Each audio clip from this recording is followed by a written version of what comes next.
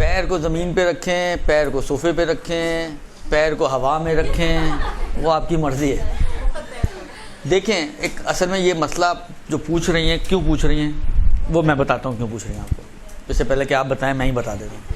वो इसलिए पूछ रही हैं कि ख़ुद तौज़ी में एक मसला दिया हुआ है कि पैर को हरकत ना हो मसा करते वक्त, उससे मुराद नहीं समझी गई।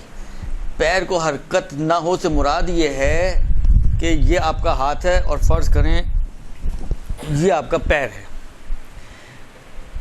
आप हाथ को स्टिल रखें और पैर को ले जाएं आगे, पैर को यूँ आगे खींचें।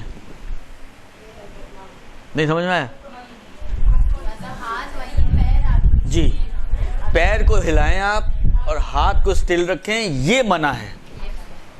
वो जो मसला कह रहे हैं ना कि पैर को हरकत ना दे, उससे मुराद ये है कि ये ना हो कि आपका हाथ हरकत ना करे, पैर हरकत करे और पैर के हरकत के ज़रिए मसा बनाएं आप। हाथ आपने यूँ रखा पैर के ऊपर और पैर को यूँ आगे खींच लिया, ये ना करें। वो मुराद ये है। आपने हवा में मतलब पैर उठाया, या बाज़ लोग अपने घुटने पे रख लेते हैं उठा के पैर, बाज़ लोग हवा में कर रहे हैं, वो थोड़ा बहुत यूँ यूँ हिल रहा होता है और उसी के ऊपर मसा कर लेते हैं, उसमें कोई मुश्किल नहीं है। वो जो मुराद है वो है जो मैंने पहले आपकी खिदमत में अर्ज़ की। तो लोग, क्योंकि उसमें इसकी वजाहत तो नहीं दी हुई, तो लोग समझते हैं यार ये हरकत अगर पैर में आ गई तो मसा बातिल हो जाएगा। कैसा नहीं, वो बातिल होता है उस सूरत में कि जब हाथ आपका हरकत में ना हो और पैर के ज़रिए आप मसा बनाएं, वो गड़बड़ करता है।